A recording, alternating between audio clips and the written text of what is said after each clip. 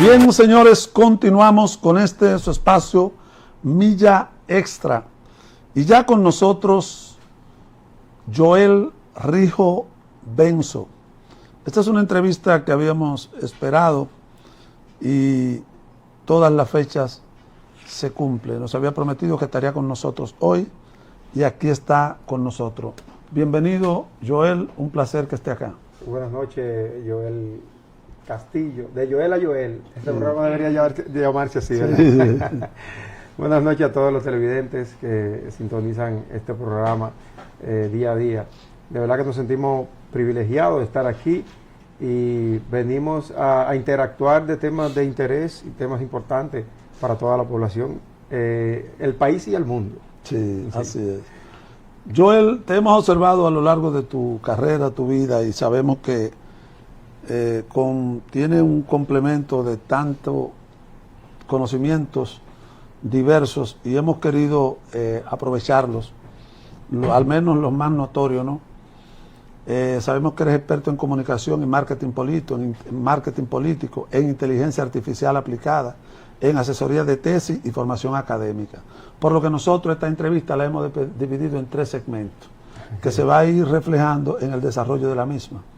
Porque no puedo hacer de una sola cosa cuando esta audiencia es tan plural, tan diversa, y yo sé que uno quiere aprender de una cosa, y de la tanta gente que ha asesorado de tesis, ¿verdad?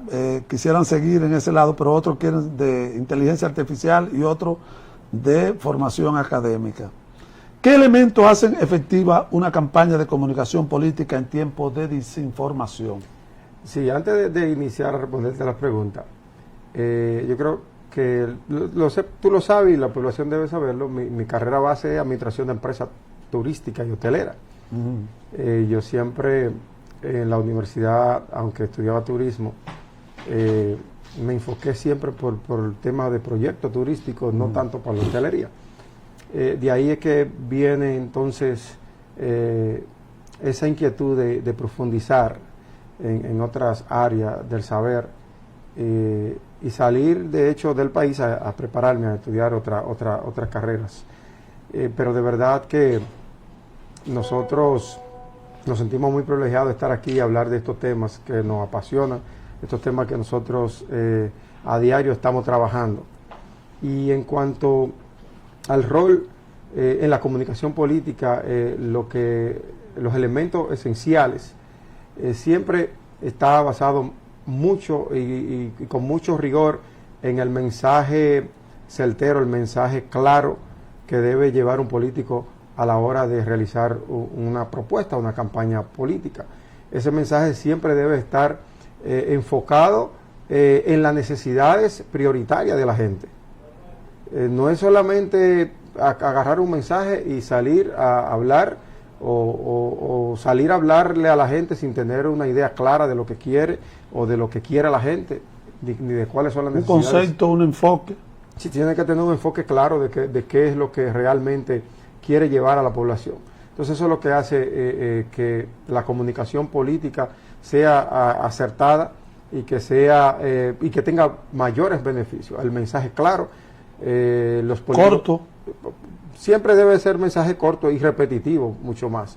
Hay personas que se dedican a la política y hoy vienen a hablarte de un tema, mañana te hablan de otro, pasado te hablan de otro. Y lo esencial en la comunicación política es que tú bases un discurso en 3 o 4 objetivos específicos y que dentro de esos objetivos te permanezca hablando, conversando sobre esos objetivos hasta alcanzarlos.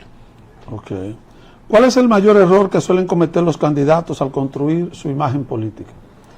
Mira, el mayor error, y creo que lo cometen todos los candidatos, es creer que todo el mundo lo conoce. Ese es el primer error y creo que... Y es grave porque... creo que todo el que se tira a la política al cabo de 2 o 3 meses cree que ya todo el mundo lo conoce y es un error grave y que tiene consecuencias muy notables.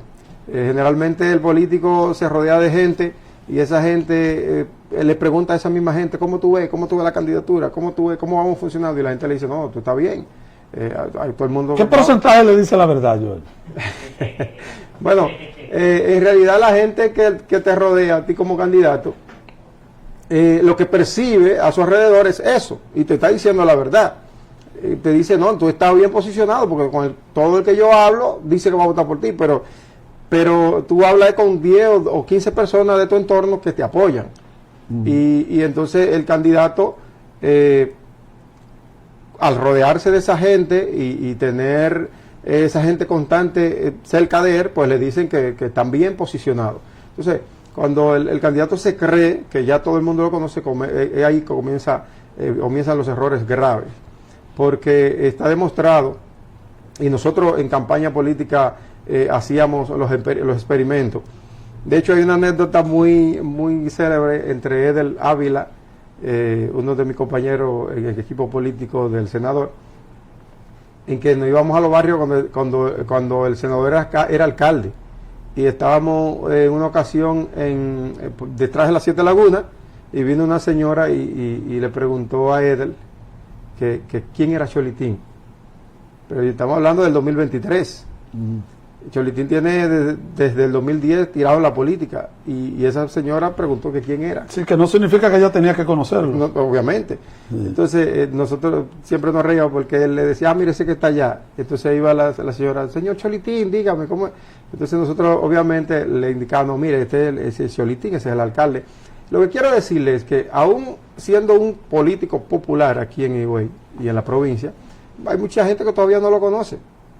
Entonces, imagínese usted un candidato nuevo que se lance y que a cabo de 3 meses, pues con su entorno, la gente de cerca comienza a hablarle de que está ganado, de que ya todo el mundo te conoce y bajan la guardia. Entonces, ese es uno de los errores más comunes. Otro de los errores comunes es que solamente se concentran, como en los nuevos tiempos, en las redes sociales y no utilizan otros medios de comunicación o otros medios para llegarle a la gente. Entonces, esos son realmente los errores prioritarios, lo que cometen todos los políticos que están iniciando.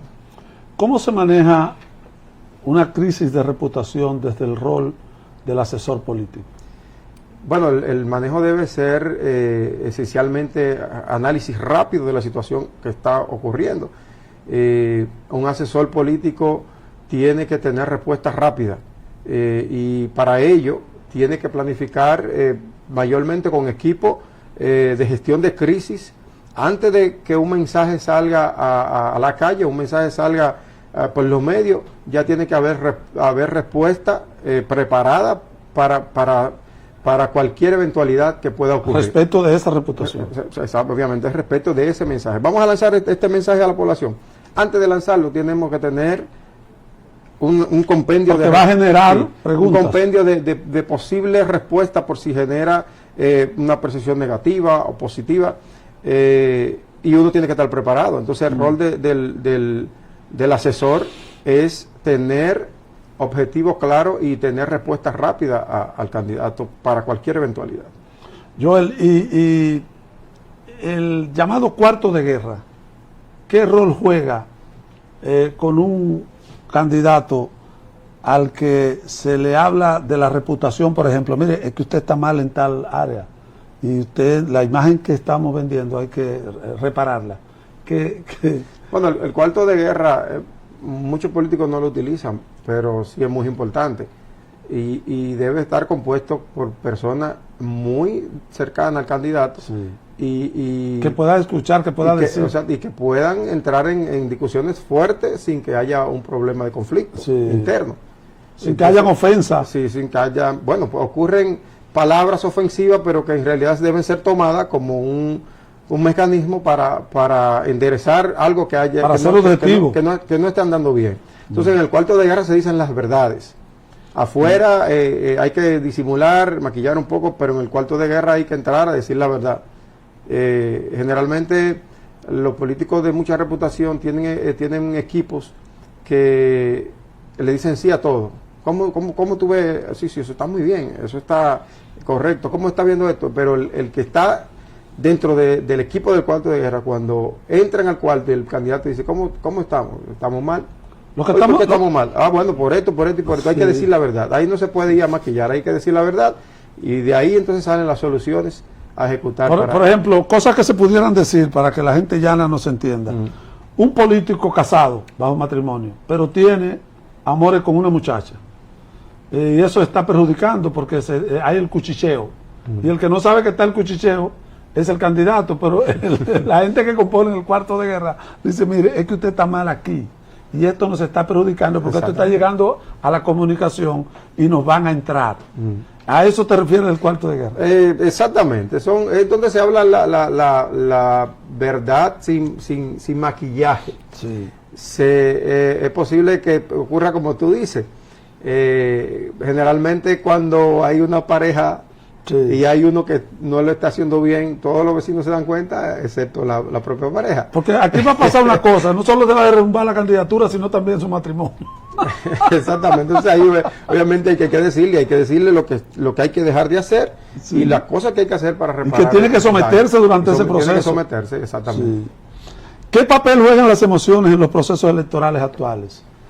Tú sabes que las emociones son fundamentales a la hora de preparar el mensaje para llegarle al votante, porque a través de cuando uno identifica la emoción del votante o de las personas, uno puede preparar mensajes que vayan directamente a trabajar esas emociones en específico. ¿Cómo te explico? Para llevarlo al término de marketing empresarial o de negocio, tú vas al supermercado y vas a comprar arroz y entonces el equipo de marketing del supermercado te prepara un regalito a la entrada que es una mesa de oferta donde te están ofreciendo 3 galones de aceite por la compra de 2. Entonces ahí tú que no ibas a comprar aceite pero te encuentras con esa oferta, surge una necesidad. Y tú hablabas ahorita algo parecido sobre cuando se soluciona un problema surgen otras cosas. Y así son, ejemplo, las necesidades que son ilimitadas. Entonces tú va al supermercado, ve que hay una oferta y entonces tus emociones comienzan a trabajar y tú comienzas a tomar una decisión diferente a la que tú habías ido a comprar. Entonces así mismo pasa con el término político. Cuando un votante va a la urna a votar y que no lleva ningún pensamiento concreto sobre quién va a votar, al llegar y ver la boleta y ver los candidatos, esas emociones trabajadas anteriormente por uno de esos candidatos mediante un mensaje, un spot televisivo, sí le trabajaron en el subconsciente del votante y en ese momento entonces elige votar por ti, porque ese candidato, ese equipo de comunicación basó su mensaje en trabajar tus emociones a nivel muy segmentado. Y entonces el votante elige por convicción o por encima de incluso de lo racional. Es plenamente psicología. A la hora de votar, vota por emoción. Y luego entonces que viene y viene la reacción, igual como te termino el tema del supermercado, luego de que tú compras y que tú dices, ven acá, pero yo no necesitaba 3 galones de aceite, con uno yo lo hacía. Pero también puede haber una reacción positiva y decir, bueno, me salió un galón de aceite gratis, esto lo puedo yo compartir con mi familia, o esto ahora en vez de durarme 2 meses va a durar 3, y así mismo pasa con la política. Tú emocionalmente elegiste el candidato y al final viene la parte racional donde tú dices, hice una buena elección, bueno, me lo va a demostrar en el camino. Si ese candidato luego de ser funcionario lo hace bien, entonces se va a ganar tu confianza para un próximo proceso, pero si lo hizo mal, si ya tú sabes que no lo va a volver a elegir. Tú lo estás explicando desde la emoción del electorado, ok. Ahora, desde el punto de vista del candidato, el manejo, buen manejo o mal manejo de las emociones durante la campaña. Sí, bueno, desde el punto de vista del candidato, generalmente el candidato tiene que manejarse y muchos de ellos tienen asesores de comunicación emocional, porque debe manejar sus emociones bien controladas, sabiendo que X emoción te va a llevar a a un resultado diferente al otro. Por ejemplo, si analizamos el candidato Donald Trump, su mensaje emocional iba enfocado en la emoción sobre el odio. El odio, cuando hablamos del odio, no es que estaba odiando a otra persona ni odiando a otro país, sino una emoción. Él estaba inculcando una emoción dentro de su votante para que repudiaran la inmigración ilegal, para que le daba sustento a su campaña. Que le daba sustento a su campaña, para que repudiaran la injerencia extranjera, y obviamente eso hacía que las personas entraran en un temperamento... condicionando una exactamente, y entraban en un temperamento de que una emoción que le provocaba miedo, y entonces en ese miedo debían controlarlo o debían impedir que otro ganara por miedo a que Estados Unidos en ese caso se viera invadida por lograban sentir como si los candidatos fueran ellos. Exactamente. Sí. ¿Cómo ha cambiado el marketing político con el auge de la inteligencia artificial?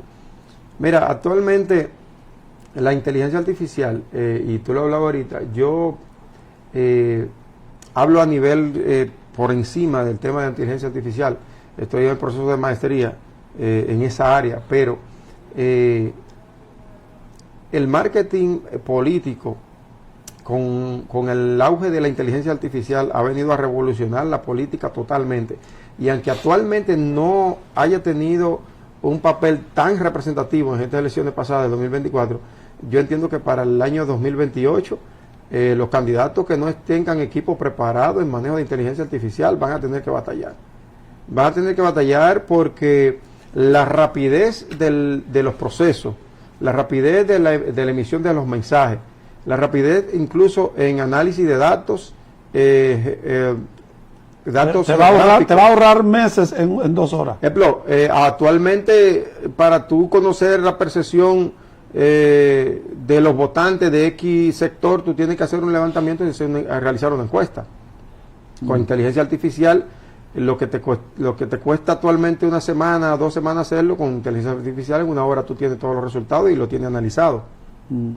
Entonces, para el año 2028 yo entiendo que el auge de la inteligencia artificial, los candidatos y los equipos políticos que no tengan equipos adicionales para manejo de inteligencia artificial se van a quedar atrás.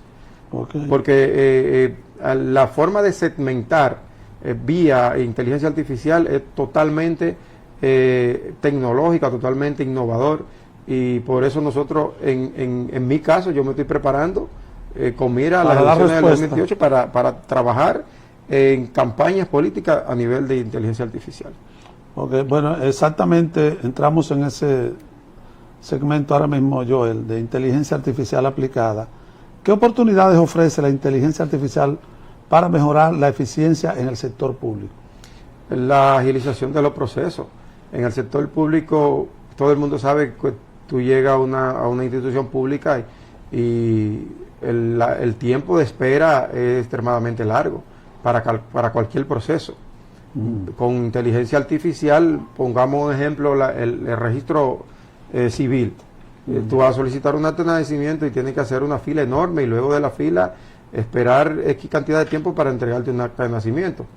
Cuando con tecnologías avanzadas de inteligencia artificial, incluso y reconocimiento facial, la persona pudiesen tener desde su casa un acta de nacimiento original y certificada por medio de aplicaciones de inteligencia artificial.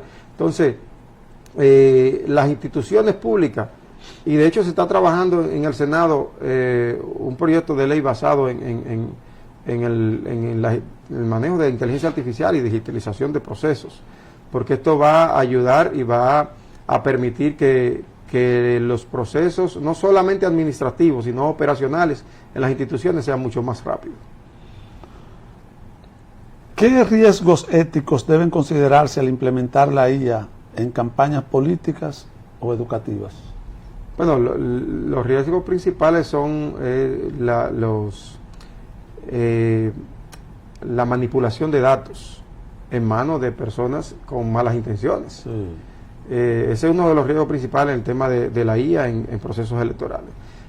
Actualmente, de hecho, se han utilizado en procesos anteriores. Te llegan encuestas por el teléfono y te dice que vote por X candidato. Cuando tú entras al link para votar, te necesita tu teléfono, tu número de teléfono, o necesita tu número de cédula. Pero ¿qué pasa? Que cuando tú entras tus datos en esa aplicación, la persona que está realizando y que tiene la base de datos central y realizando esas encuestas, se está quedando con tus datos, pero también sabe por quién tú estás votando en la encuesta. Sí, pero él lo puede manipular. Y entonces él lo puede manipular más adelante porque vas a negociar con tus propios datos. Sí. Tú tienes ahí 1.500 personas que votaron. Entonces tú puedes vender. Tú vienes, yo vengo como candidato donde ti, te digo, mira, yo tengo una cartera de 1.500 personas, de la cual tú puedes mandarle mini mensaje directo a través de su correo electrónico, a través de su teléfono celular, y yo con los datos que conseguí, entonces vengo y te lo vendo a ti. Entonces ya están manipulando datos y sin consentimiento. En países avanzados, en España, para tú poder utilizar mis datos, yo tengo que haber dado un consentimiento. Y de hecho, si hay encuestas digitales, dentro de las encuestas hay una ventana que te dice si tú autorizas o no a utilizar tus datos para fines comerciales. Aquí en este país todavía eso no existe, pero como te dije ahorita, se está trabajando en ese tema de la ley para regularizar el uso de la inteligencia artificial. ¿Cómo puede la inteligencia artificial transformar las campañas políticas en República Dominicana? Bueno, mira, actualmente, sabes que hay 3 tipos de inteligencia artificial y solamente hay una que está desarrollada, que es la inteligencia artificial estrecha, como se le dice. Esa inteligencia artificial es donde hay aplicaciones que están específicamente para responder X base de datos o para responder respuestas específicas. Como ejemplo, Siri. Siri está ahí para responder a que tú digas, Siri, pon música, Siri, llama a fulano, Siri, investiga esto, pero más de ahí no puede hacer. Está creada para eso.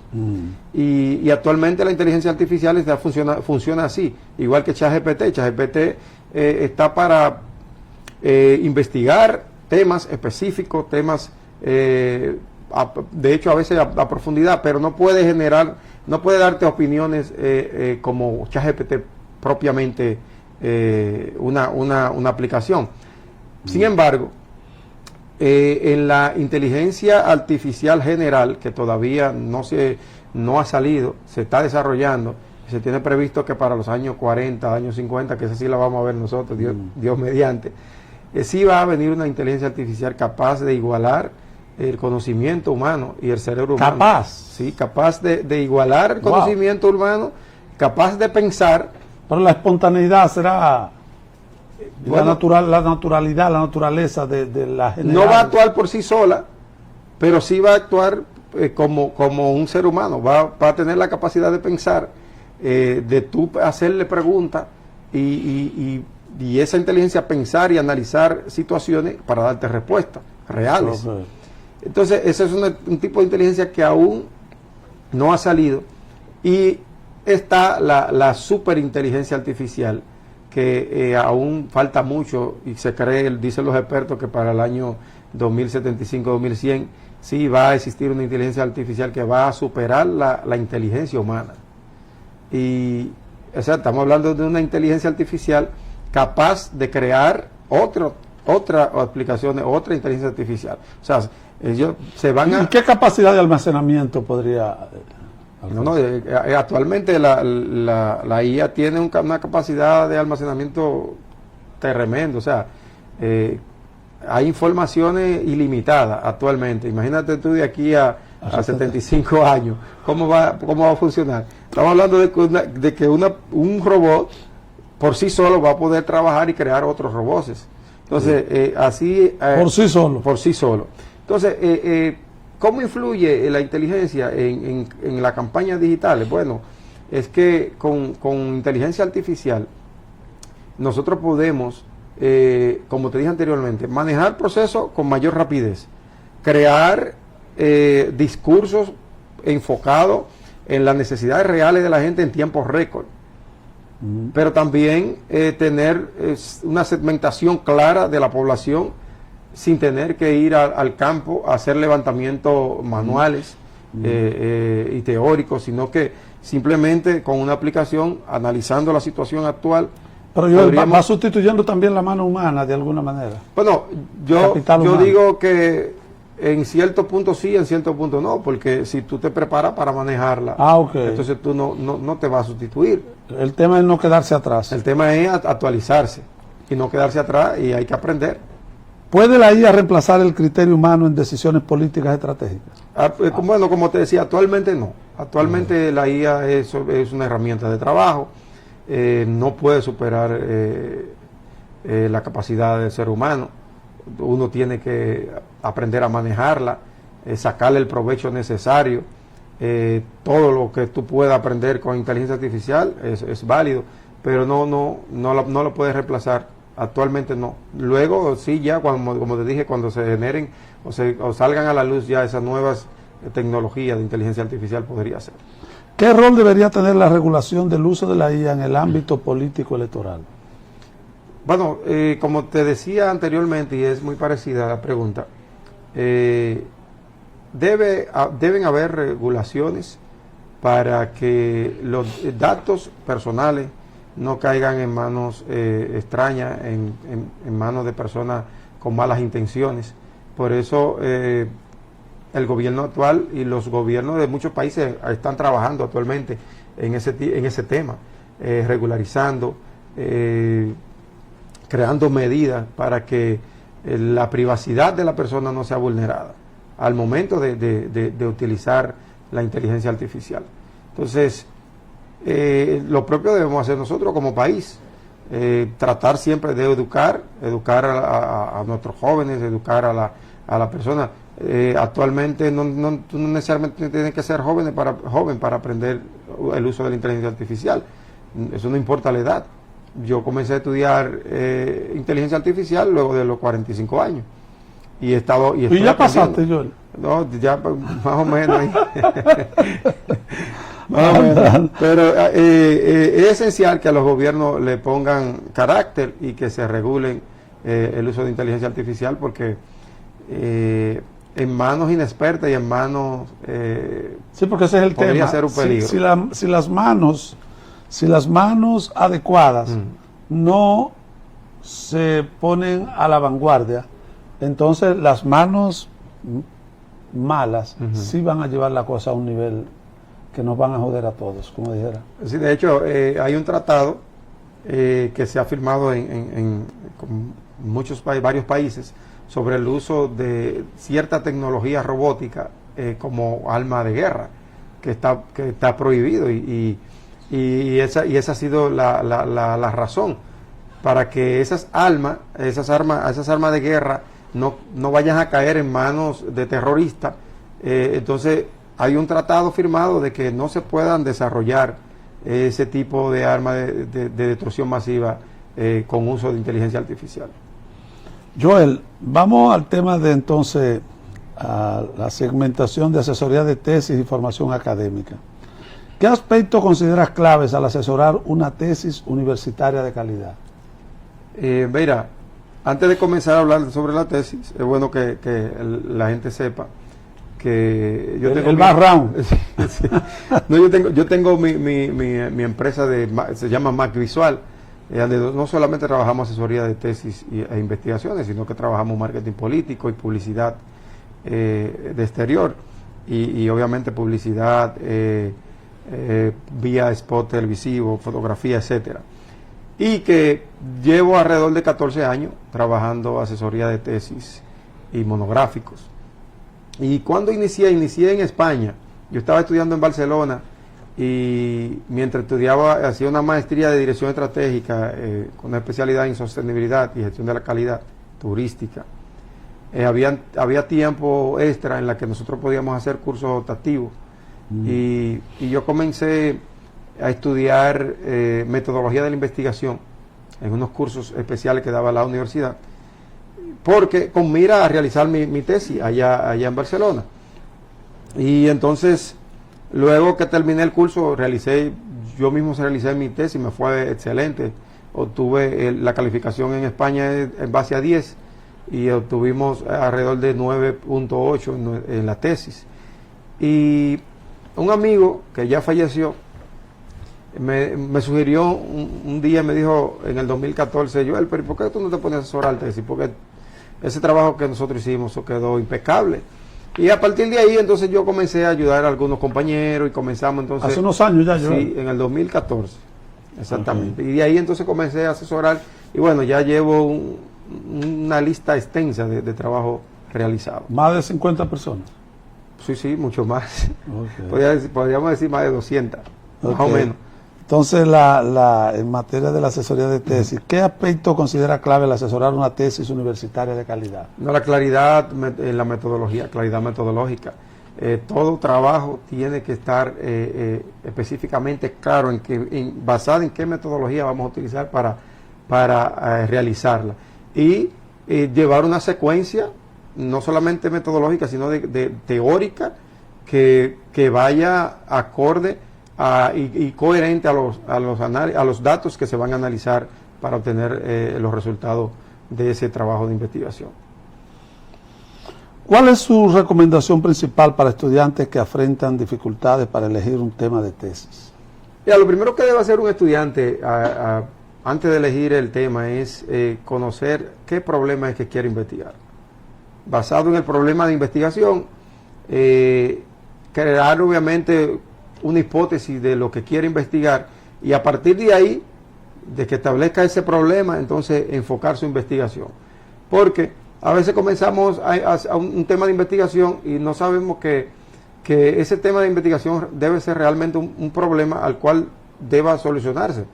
O si es basado en una hipótesis, no necesariamente tiene que solucionarse o no se debe dársele respuesta a la positiva a la hipótesis. También puede que no tenga respuesta, pero hay que llegar a una conclusión. Entonces, el estudiante debe tener clara el problema que va a investigar antes de embarcarse en el trabajo de tesis. Ok. ¿Cuáles son los errores más comunes que cometen los estudiantes al iniciar una tesis? Mira, el error más común es no tener una delimitación clara del tema de investigación. Cuando tú tienes un tema que lo elegiste al azar, pero no tiene una delimitación clara, sabes que los temas se delimitan geográficamente, se delimitan espacial, hay una delimitación física del tema, hay una delimitación temporal. La delimitación temporal es en cuanto al año, de qué año a qué año yo voy a realizar mi investigación. Pues si tú no tienes esa delimitación, entonces es un tema demasiado general del cual tú te vas a embarcar y va a tener mucha consecuencia negativa a la hora de investigar. La delimitación geográfica es en qué lugar se va a ejecutar esa investigación. Entonces, si estamos hablando de un tema de investigación que dice vamos a analizar el progreso de las pymes en el municipio de Higüey, año 2023-2024. Entonces ahí tenemos un tema espacialmente delimitado y temporalmente delimitado, pero también hay una parte física donde tú dices caso, empresa tal. Entonces ya ahí ya tú tienes el tema debidamente delimitado, sabe que lo va a realizar en Higüey, sabe que va a hacer un análisis de tal año a tal año y sabe que va a tomar como referencia a una empresa donde va a conseguir los datos que tú vas a analizar luego para graficar y luego analizar esos propios resultados y darle respuesta a tus objetivos. Okay. ¿Qué criterios considera esenciales para que una tesis sea académica sólida? Bueno, como te dije al principio, tener claridad metodológica, llevar una secuencia entre preguntas de investigación, objetivos específicos y resultados. Y obviamente estar fundamentada con una teoría actualizada. No es lo mismo comenzar a investigar sobre autores que investigaron en el 1800, 1924, 1980, que estar realizando una investigación con base teórica reciente. Pues los tiempos son muy cambiantes, entonces tú para fundamentar y darle profundidad a tu investigación, actualmente los asesores universitarios, académicos, están pidiendo que la teoría que se investiga tenga por lo menos de 1 a 5 años, no más. O sea, ya en una tesis... Vamos rápido, Joel. Sí, ya en una tesis tú no puedes estar buscando base teórica del 2018, 2019. Ya eso es del 2020 hacia arriba, para tú estar un tema actualizado. Entonces, debe existir esa coherencia, esa secuencia, como te dije anteriormente, entre metodología, preguntas de investigación, objetivos específicos y resultados de investigación. Todo debe coincidir. ¿Cómo lograr motivar y guiar a estudiantes que enfrentan bloqueo o inseguridad durante el proceso de investigación? Mira, lo esencial es conversar, escucharlo, cuáles son sus inquietudes, por qué están bloqueados. Le pasa casi a todos los estudiantes. De hecho, a mí en la universidad, en mi carrera base me pasó. Llegó un momento en que yo decía, pero vale la pena estar estudiando. Ya, yo duré 6 años estudiando una carrera, porque cuando comencé la carrera técnico en turismo, pasó a licenciatura, hubieron cambios, duré 6 años en la carrera y me hacía muchas preguntas de que si valía la pena estudiar eso, si dejar eso atrás y olvidarme de monográfico y tesis. Entonces el bloqueo mental siempre llega y más al momento de realizar la tesis. ¿Por qué? Que algo que yo siempre he criticado, en la universidad no nos enseñan a elaborar una tesis.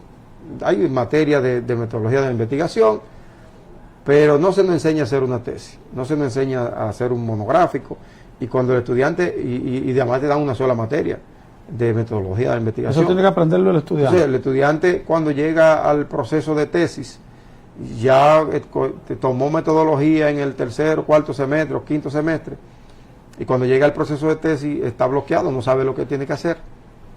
Porque ha olvidado... Se le ha olvidado, y entonces muchas veces la asesoría que tienen interna es para corregirle lo que están haciendo, y muchas veces no se le explica específicamente las cosas que están mal y cómo se deben corregir. Sí. Generalmente, no todos, hay asesores muy buenos universitarios, pero hay asesores que el estudiante le lleva el trabajo y le dice esto está mal y esto está mal, pero no le explican cómo corregir eso que está mal. Okay. Entonces obviamente ahí ocurre el bloqueo. Nosotros obviamente en la empresa abrimos un compendio de posibilidades de las cosas que pueden hacer, y una de las cosas que recomendamos siempre es que investiguen sobre un tema que le guste y que esté relacionado con su formación. Ejemplo, un estudiante de Derecho tiene un campo abierto amplísimo para investigar, pero si a usted lo que le gusta es el derecho inmobiliario, usted no puede ponerse a realizar una tesis sobre criminalidad. Tome una tesis sobre derecho inmobiliario, un tema sobre derecho inmobiliario, y desarróllelo. Y obviamente va a tener un mayor desenvolvimiento y va a tener mejores resultados.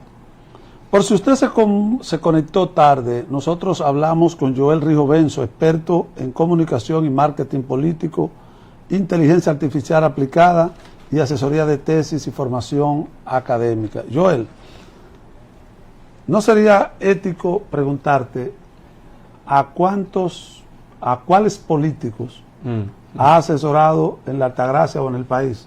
Pero pasamos la prueba si te preguntamos a cuántos, porque a cuántos no hay que revelar el nombre. No, pero ¿cuáles han sido los resultados? Yo creo que no es un delito decir con cuáles políticos tú has trabajado. Bueno, pues porque de hecho eso lo tengo yo en mi currículum. Okay. Sí.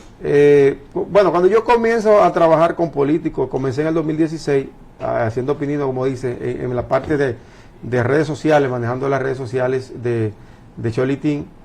En ese entonces nos resultamos gananciosos en el 2016, pero hicieron un buen trabajo. Hicimos un buen trabajo, hicimos una base, y luego ya en el 2020 nosotros nos hicimos cargo del marketing digital de la campaña de Cholitín. También fuimos los que formulamos el plan de gobierno y las estrategias de comunicación y que luego nos llevó a ganar las elecciones en el 2020. Okay. En ese 2020 yo trabajé con 3 políticos. Luego de terminada la contienda municipal, yo pasé a trabajar con Francisco Villegas en la parte del marketing digital. Manejé sus redes sociales, manejé la comunicación audiovisual, trabajamos los spots publicitarios, los contenidos digitales, De hecho, y trabajamos varios puntos de la propuesta de Francisco Villegas, que también ganó en el 2020. Sí. Y simultáneamente, el último mes de campaña... Creo que fue el más votado de los diputados. Sí, fue el más votado. Sí. Y simultáneamente, el último mes de la campaña de Virgilio Sedano, nosotros también manejamos sus redes sociales a nivel del marketing digital. Que tuvo un reapunte. Bueno, hicimos un trabajo extraordinario. Sí. Y Sedano, de verdad que fue un contendor aguerrido en ese último mes. Sí. Y se dedicó con nosotros, nos reunimos y puso todo su esfuerzo para hacer un mes de campaña en redes sociales que tumbamos todos los pronósticos. Sí. Y luego entonces ya ahora fui parte del equipo político y de estrategia del senador Cholitín. Esta vez trabajamos con un asesor a nivel internacional, pero estuvimos dentro del equipo a nivel local trabajando junto a otros miembros de ese comité político que formamos para ganar las elecciones del 2024 a la senaduría. Y a nivel empresarial estuve trabajando con los dos últimos presidentes de Agani, okay, que han ganado también, o sea que nosotros... Tiene un background, un currículum muy bueno, Joel. ¿Ha bateado para gracias cuánto? A Dios, gracias. ¿Ha bateado para caer para 900? Más o menos. Tu negocio, Joel, tus oficinas, ¿dónde están? ¿Y qué podría hacer alguien que quisiera mañana contratar tu servicio para algún tipo de los servicios que ofrece? Quiero que mencione con claridad los servicios que ofrece, el lugar de tu oficina y los teléfonos, y que te ponga al servicio. Sí, nosotros, la empresa es MacVisual, marketing político y empresarial. Estamos ubicados en el 21 de enero, en la calle Joaquín Vicioso, número 77. ¿A donde vivían tus padres, al frente? Sí, al lado. Ahí nosotros pues estamos trabajando impresiones, diseño gráfico, asesoría de tesis, tenemos también confección de uniforme, bordados, sublimación, impresión en DTF, y trabajamos brochure, tarjeta, todo lo que tiene que ver con el branding empresarial, nosotros lo tenemos ahí. Y tengo un servicio complementario, pues mi esposa es arquitecto y nosotros también le tenemos su espacio a ella dentro de la oficina para trabajar diseños arquitectónicos.